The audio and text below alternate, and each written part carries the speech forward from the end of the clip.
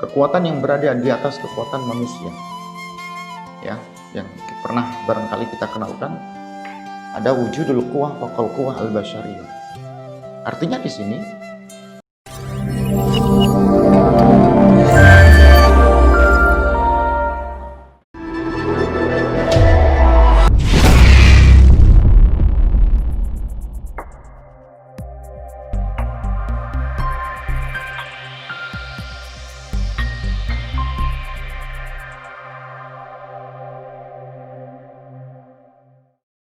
Bismillahirrahmanirrahim.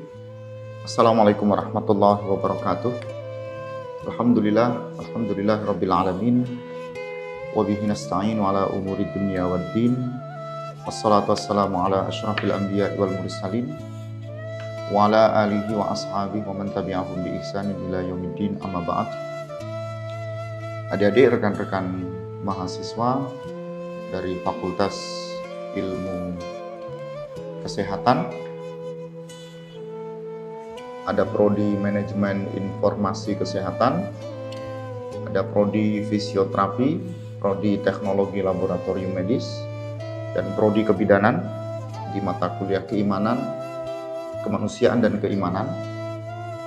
Di pertemuan kita kemarin, kita sudah mengenalkan sebagai bagian dari pendahuluan kita dalam perkuliahan ketika kita mengangkat bagaimana memahami Islam yang sesungguhnya, yang sebenarnya, ketika kita menjadikan Islam sebagai the way of life. Ada beberapa poin yang kemarin kita sampaikan, berapa dan di mana ruang lingkup Islam, dan seperti apa Islam itu dengan karakteristik yang diberikan untuk kita sebagai umatnya Allah Subhanahu wa Ta'ala. Dan dalam kesempatan ini insya Allah kita di pertemuan ketiga akan mengangkat materi hakikat asal usul manusia dalam pandangan Islam. Di sini kita akan berbicara banyak hal tentang seperti apa manusia dalam pandangan Islam, bagaimana proses dan hakikat penciptaannya, dan apa kelebihan dan kekurangan yang ada dalam kehidupan manusia. Berbicara tentang manusia, tentunya Al-Quran banyak menggunakan beberapa istilah. Ada istilah al-bashar, ada istilah al-ins, ada istilah dzurriyah, bani Adam, dan seterusnya. Ini menunjukkan manusia memiliki pengkhususan yang tidak seperti makhluk-makhluk lain yang Allah ciptakan. Apalagi ditambah manusia memiliki akal, kodratnya, unsur jasmaninya, unsur rohaninya.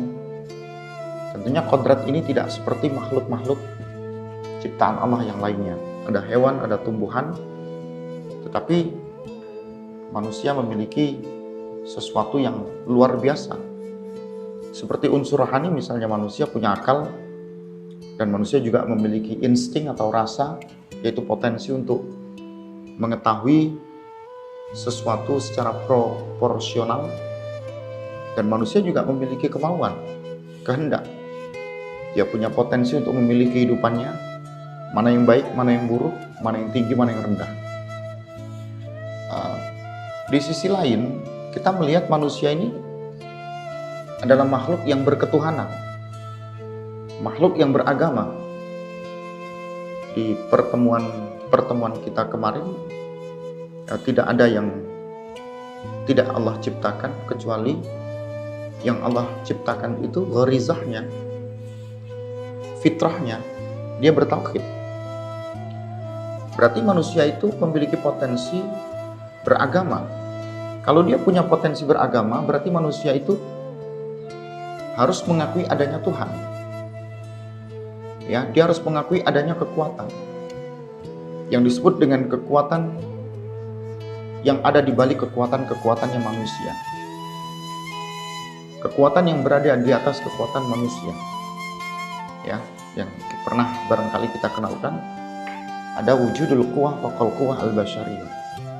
Artinya di sini manusia memiliki kemampuan untuk mengetahui seperti apa hidupnya melalui kekuatan yang dia milikinya, melalui kekuatan yang ada dalam kehidupan manusia itu sendiri.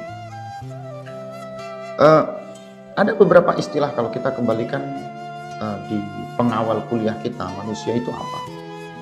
Ada yang mengatakan manusia itu adalah unsur-unsur yang terdiri dari roh, jiwa, pikiran, dan fisik. Ya, ada Atman kalau dalam tradisi agama Hindu. Ada juga yang menyebutkan manusia itu adalah tubuh yang berjiwa atau tubuh yang terbungkus dengan sesuatu yang fana. Artinya tubuh yang berjiwa ini dia bukan jiwa yang abadi, jiwa yang selamanya, tapi dia dibungkus oleh jiwa yang selamanya, yang abadi, sehingga dia berada pada keadaan yang fana. Ada yang mengatakan manusia itu adalah bineka, tetapi tunggal. Bineka karena dia tergabung dari jasmani dan rohani, tapi dia tunggal karena jasmani dan rohaninya dalam satu fisik.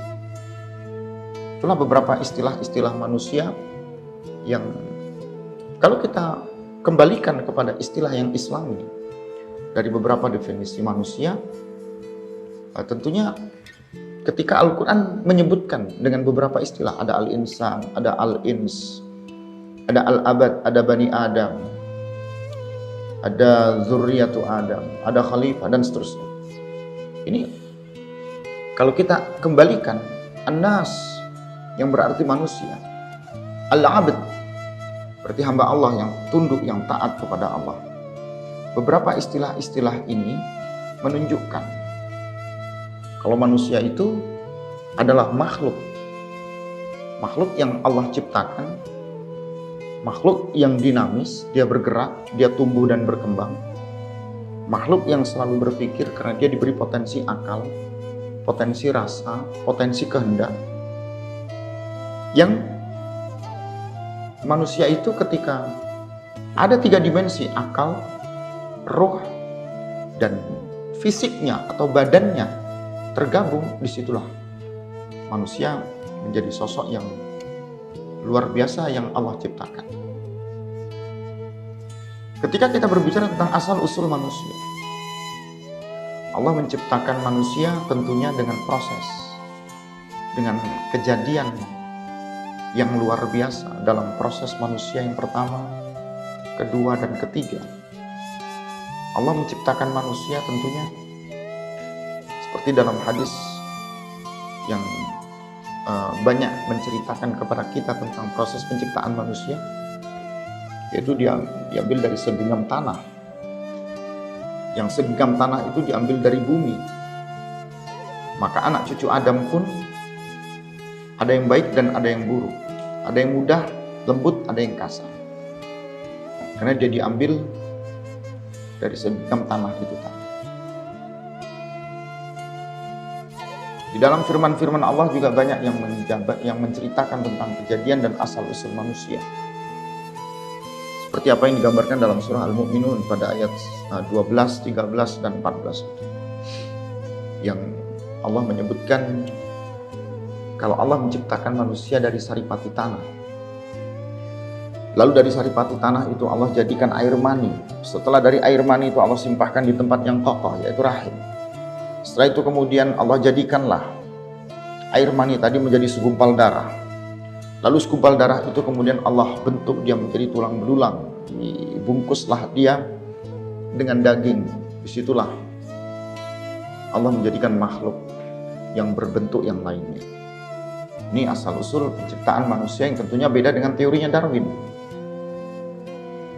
Yang ketika asal-usul manusia dalam teorinya Charles Darwin, sebagai pencetus teori evolusi, dia berpendapat bahwasannya makhluk hidup ini juga termasuk salah satunya manusia. Dan dia mengatakan ini berasal dari sebuah evolusi, dari perubahan-perubahan makhluk lain. Dari makhluknya bentuknya seperti hewan, berubah menjadi penyempurnaan. Maka muncullah apa yang disebut dengan Meganthropus. Ya, seperti apa Meganthropus itu kan fakta ilmiah dari profil manusia purba yang berkembang seperti saat ini. Ada juga Pithecanthropus, ini bagian bentuk dari manusia purba yang digambarkan Charles Darwin, dan itu berkembang setelah dan mengalami evolusi. Ini tentunya tidak sama dengan apa yang digambarkan oleh Islam. Dari sini kita harus mengetahui apa potensi dasar yang dimiliki manusia. Apa sebenarnya potensi-potensi, kelebihan dan kekurangan yang dimiliki manusia. Kalau Allah menciptakan manusia dengan fitrah, fitrah itu adalah potensi yang kita kenal dengan potensi fitriyah. Potensi fitriyah ini, ketika Allah menciptakan manusia, dan itu diambil dari akar kata fatar. Fitriyah diambil dari kata-kata fatar. Fatar dapat diartikan ja'ala, yang artinya menjadikan. Berarti fitrah ini menunjukkan ada kejadian asli. Seperti apa ketika Allah menyebutkan ada ciptaan, ada agama, ada sifat asal, ada sifat semula, ada kesucian. Fitrah juga diartikan kesucian. Ada juga yang mengartikan dengan potensi yang dimiliki dari dasar kehidupan manusia. Maka manusia itu memiliki potensi fitriyah. Yang potensi-potensi ini kalau kita kembalikan, dia akan seperti potensi apa yang diinginkan oleh yang menjadikannya. Jadi Allah menciptakan manusia itu seperti apa dan ingin menjadikannya seperti apa. Fitratallah allati fataran nasa 'alaiha la tabdila li khalqillahi dzalika ad-din al-qayyim. Surah Ar-Rum ayat ke-30. Jadi fitrah Allah yang telah Allah fitrahkan ke dalam kehidupan manusia. Fitrahnya apa? Potensi dasarkah? Ciptaan asal muasalnya kah? Sifat semulanya kah? Yang ini tentunya mengajak kita untuk kembali kepada siapa yang sudah menciptakan kita, siapa yang sudah menghasilkan dari proses penciptaan kita. Yang kedua, manusia juga punya potensi yang kita kenal dengan potensi ruhiyah. Potensi ruhiyah itu manusia Allah beri, Allah kasih kelebihan yang namanya roh. Roh itulah yang kita kenal dengan sesuatu yang membedakan mana yang hak, mana yang batil, mana yang benar, mana yang salah. Dan manusia akan dilihat dari rohnya. Manusia akan menjalankan kehidupan ini sesuai dengan apa yang sebenarnya dia inginkan. Jiwanya ini lebih mengarah kepada jiwa yang baik atau yang buruk. Mendekatkan dirinya kepada kekufuran atau mendekatkan dirinya kepada ketakwaan. Dari sini potensi-potensi itu ada dalam kehidupan manusia, dan manusia memiliki kemauan untuk membedakan mana yang benar dan mana yang salah dari potensi ruhiyah itu. Yang ketiga, manusia memiliki potensi yang kita kenal dengan potensi akliyah. Yang tadi kita sebut akliyah itu dari kata aklun. Aklun itu akal. Tentunya manusia punya kekuatan untuk membedakan. Dengan apa? Dengan olah fikir, dengan daya fikir. Karena kalimat ketika Allah menjadikan as-sam, al-basar, al-fuad, ini adalah potensi yang mengajak manusia untuk memiliki daya nalar, daya berpikir, daya mengolah dari apa yang Allah ciptakan, dari segala kekuasaan yang telah Allah berikan.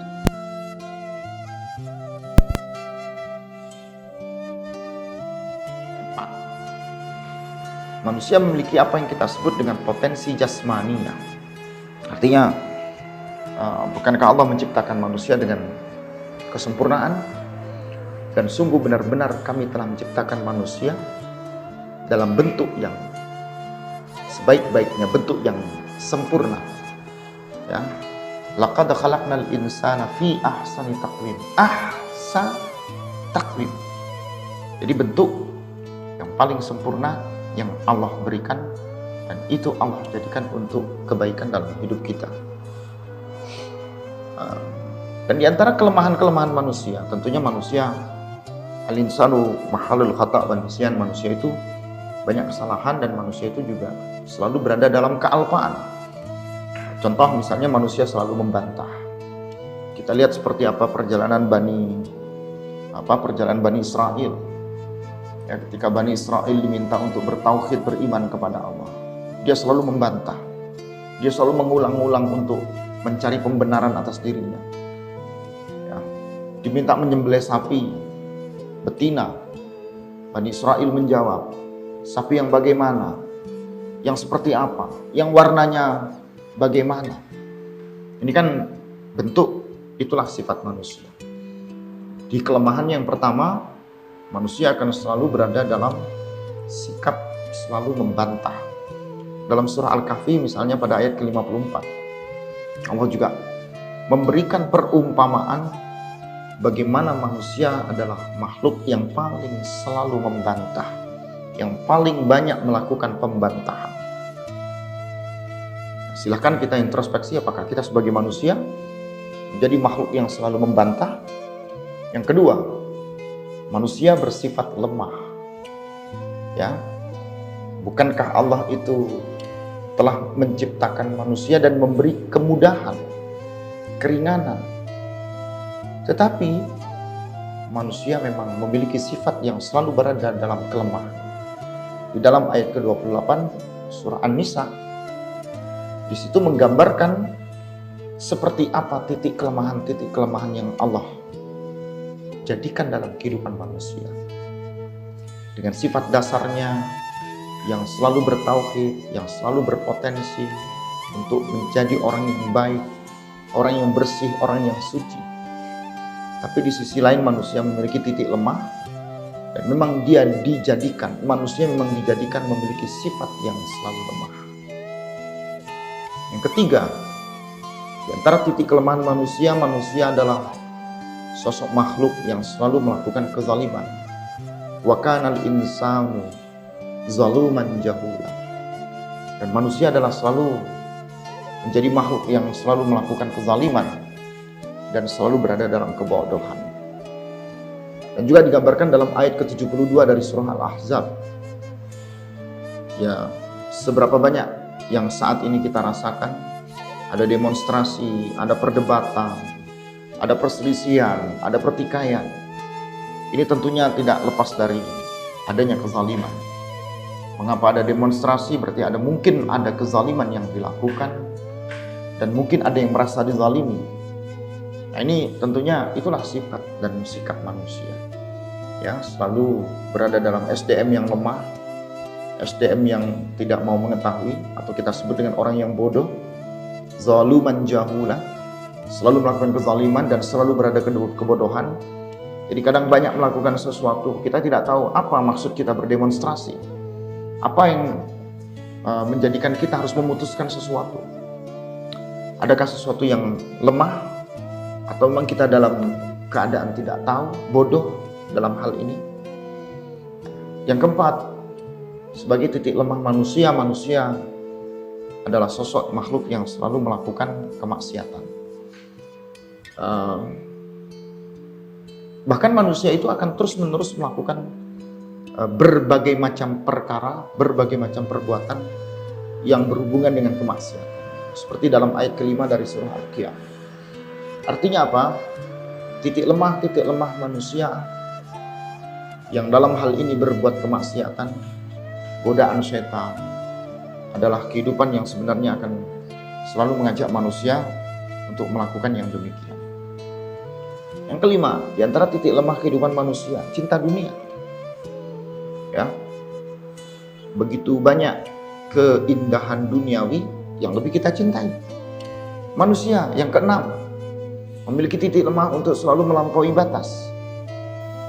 Ya, kita selalu berada dalam kehidupan yang taghut, menghambakan diri sesuatu yang tidak memiliki arti apa-apa, tetapi selalu kita anggap berbentuk pelampauan batas. Yang ketujuh, manusia seperti apa? Manusia selalu malas sekali untuk berbuat baik. Lihat Al-Ma'arij ayat 21. Manusia adalah makhluk yang selalu berkeluh kesah, selalu gelisah, selalu berada dalam ketakutan. Silakan lihat di Al-Ma'arij juga ayat ke-19. Manusia sosok yang selalu tergesa-gesa, maunya berbuat instan, tidak mau menjadi orang yang mengikuti proses. Mau jadi orang kaya, tidak ingin langsung, maunya ingin langsung jadi orang kaya, tidak mau berproses. Mau jadi orang yang berilmu, tidak mau sekolah, tapi maunya langsung mendapatkan gelar, mendapatkan kedudukan dan jabatan. Itulah manusia, tergesa-gesa. Dari sekian banyak titik kelemahan manusia, manusia memang memiliki titik kelemahan yang tadi potensi itu sudah sedikit kita sampaikan. Tapi kita tambahkan di sini, manusia adalah makhluk yang paling unik. Kenapa unik? Makhluk yang diciptakan yang berbeda dengan yang lainnya. Manusia memiliki potensi yang tadi kita sebut, ada potensi fitriyah, ruhiyah, jasmaniyah, akliyah. Yang ketiga, manusia makhluk yang selalu mengabdikan dirinya kepada Allah. Bahkan makhluk ini bisa lebih mulia dari malaikat. Karena di tengah-tengah dia dikasih nafsu, manusia dikasih hawa nafsu, tapi manusia masih mempertahankan dirinya untuk menahan nafsunya. Tentunya berbeda dengan malaikat. Manusia adalah makhluk yang Allah jadikan sebagai khalifah, wakilnya Allah di muka bumi ini. Siapa yang bisa memanfaatkan kebaikan di alam ini, tentunya itulah kebaikan dalam hidup manusia. Manusia dikasih akal sehingga dia punya perasaan, dia punya kemauan. Manusia memiliki tanggung jawab yang cukup luar biasa. Ya. Karena dari amal perbuatan yang dilakukan, entah itu baik atau buruk, ada pertanggungjawabannya. Dan yang terakhir, manusia adalah makhluk yang selalu berakhlak sebagaimana dakwahnya Rasulullah yang mengajak manusia untuk selalu berakhlak mulia. Karena Rasulullah diutus, innama bu'istu liutammima makarimal akhlak. Sesungguhnya aku diutus untuk menyempurnakan akhlak yang mulia. Maka secara tidak langsung manusia tentunya sebagai makhluk Allah menjadi makhluk yang selalu berakhlak mulia. Teman-teman sekalian, inilah beberapa hal dari bahan perkuliahan kita di hari ini, dan sudah kita jelaskan tadi beberapa pandangan tentang hakikat manusia dalam Islam, bagaimana proses dan asal-usul yang ada di dalam Al-Quran, dan seperti apa potensi yang dimiliki manusia, demikian juga kelebihan dan kekurangan yang ada dalam hidup manusia. Saya ingin pada kolom perkuliahan ini adik-adik berdiskusi di kolom komen YouTube yang saya paparkan hari ini. Silahkan komen di situ, boleh bertanya, boleh mengkritisi, boleh beradu argumentasi, silahkan. Tapi jangan lupa, dalam perkuliahan kita daring di online, saya juga memberi kesempatan di situ bagi adik-adik yang juga ingin berdiskusi. Ada forum, ada kolom yang kita harus memanfaatkannya untuk kebaikan, dan kita bisa diskusikan beberapa hal di situ. Nah, silahkan, ada fasilitas-fasilitas ini. Jangan lupa ajak teman-teman kita berdiskusi sebagai ganti kuliah kita. Sebagai manusia, apalagi yang mau kita lakukan? Nah, adanya kebaikan dalam dunia perkuliahan online, maksimalkanlah. Gunakanlah waktu ini dengan sebaik-baiknya. Ya, ada media kita untuk YouTube dan menyampaikan kebaikan ini, dan mungkin didengar orang-orang seluruh Indonesia, gunakanlah. Baik, selama itu baik. Karena ini media perkuliahan yang ada baiknya ketika itu menjadikan pemahaman kita, wawasan kita tentang keislaman semakin berkembang dan bertambah untuk kehidupan kita. Saya rasa cukup. Jangan lupa subscribe, jangan lupa share dan link. Ya, tebarkan kebaikan selama kebaikan itu mendatangkan kemanfaatan untuk kita bersama. Mohon maaf atas segala kekurangan. Akhirul kalam. Billahi taufiq fi sabilil haq. Assalamualaikum warahmatullahi wabarakatuh.